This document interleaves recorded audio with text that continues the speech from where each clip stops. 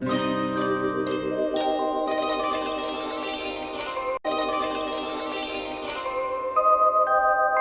सोच तस्नीम के साथ।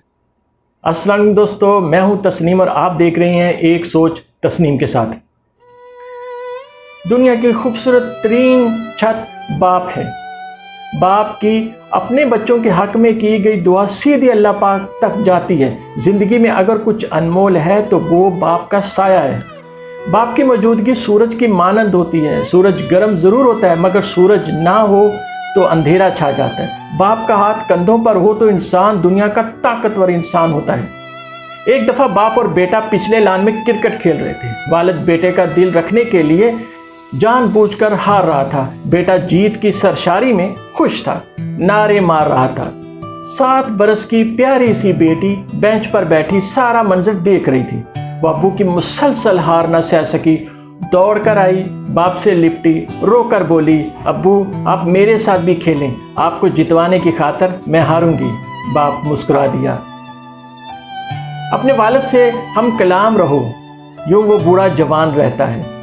बाबा कहते हैं दुख तो रूहानियत की सीढ़ी है, उनसे मत घबराओ, खुशी मनाओ कि इस मेहरबान रब ने तुम्हें चुन लिया है। इस दुनिया में आपका बाप वो वाहिद शख्स है जो चाहता है कि आप उससे ज़्यादा कामयाब हों। अपने बाप के पास बैठा करो। आज मुझे उनसे मिलने के लिए कब्रिस्तान जाना पड़ता है। बाप के पसीने की एक बूंद की कीमत भी हम अदा नहीं कर सकते।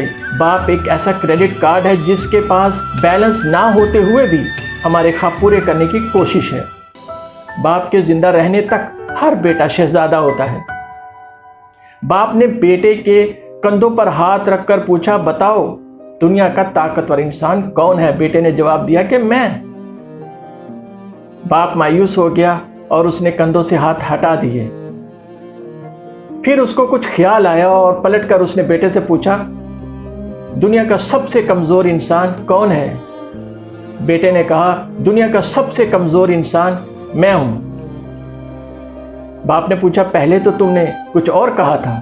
बेटे ने कहा, जब तक आपका हाथ मेरे कंधे पर था मैं दुनिया का सबसे ताकतवर तरीन इंसान था, और जब आपने अपना हाथ उठा लिया तो मैं दुनिया का कमजोर इंसान बन गया। मुझको छांव में रखा और खुद जलता रहा धूप में। मैंने देखा एक फरिश्ता बाप के रूप में। एक और बहुत ही खूबसूरत बात आपके साथ शेयर करना चाहता हूँ। किसी ने बड़े ही खूबसूरत जुमले लिखे हैं कि कैसे कैसे उम्र के साथ साथ सोच में तब्दीली आती है। तो जब बच्चा 4 साल का होता है तो कहता है मेरे अब्बू से अच्छा कोई नहीं है। जब वो 6 साल का होता है तो कहता है मेरे अब्बू को सभी जानते हैं। जब वो 10 साल का होता है तब वो कहता है मेरे अब्बू बहुत अच्छे हैं लेकिन तबीयत के ज़रा सख्त हैं। जब वो 12 साल का होता है तो कहता है जब मैं छोटा था तब मेरे अब्बू मुझे बहुत चाहते थे। जब वो 14 साल का होता है तो कहता है मेरे अब्बू कुछ ज़्यादा ही सोचते रहते हैं। जब वो 16 साल का होता है तब कहता है मेरे अब्बू नए ज़माने के साथ नहीं चल सकते। जब वो 18 साल का होता है तो कहता है मेरे अब्बू रोज़ बरोज़ चिड़चिड़े होते जा रहे हैं। जब वो 20 साल का होता है तो कहता है मैं अब्बू को नहीं माफ़ करूँगा, सोचता हूँ आखिर अम्मी ने कैसे उनके साथ गुजारा किया। जब वो 25 साल का होता है तो कहता है मेरे अब्बू उफ़ अल्लाह माफ़ करे कुछ भी करूं उनको उल्टा ही लगता है। जब वो 30 साल का होता है तो कहता है मेरे अब्बू ऐसे हो गए हैं कि मेरी किसी छोटी छोटी बात से इत्तेफाक नहीं कर सकते। जब वो 40 साल का होता है तो कहता है मेरे अब्बू ने बड़ी मुश्किलों भरी ज़िंदगी पाई लेकिन हमें कभी कोई तकलीफ ना होने दी। जब वो 45 साल का होता है तो कहता है ताज्जुब करता हूँ कि वालिद साहब ने किस तरह हम बहन भाइयों को इतने अच्छे तरीके से पाला।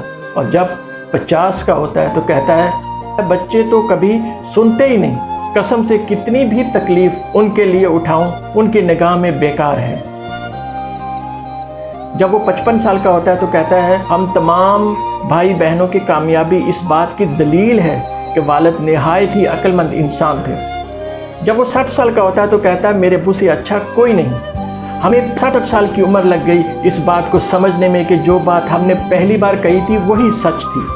तो आइए वालिदैन की लंबी उम्र या फिर मग़फ़रत की दुआ करें। अल्लाह ने फरमाया और जब वो यानी तुम्हारे वालिदैन बूढ़े हो जाएं तो उनको उफ़ तक ना कहो। जिनके वालिदैन हयात हैं اللہ ان کو زندگی تندرستی دے، اور جو فوت ہو گئے ہیں اللہ تعالیٰ ان کو جنت الفردوس میں جگہ عطا فرمائے اور اعلیٰ مقام عطا کرے، اور اپنے رحم و کرم سے معاف فرمائے، ان کی مغفرت فرمائے۔ تو پلیز برائے کرم اپنے اپنے والدین کے لیے دعا گو رہا کریں، ہم ان کا احسان نہیں چکا سکتے۔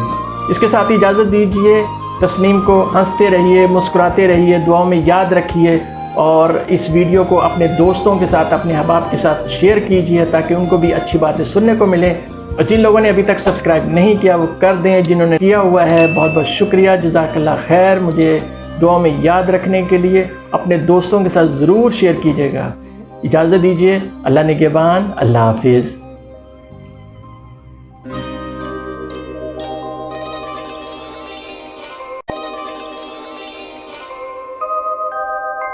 ایک سوچ تسنیم کے ساتھ۔